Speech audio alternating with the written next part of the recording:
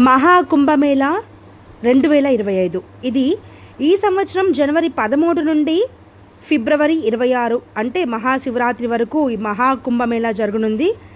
పవిత్రమైన ఈ మహాకుంభ పర్వంలో పవిత్ర స్నానానికి ఎంతో ప్రాధాన్యత ఉందండి.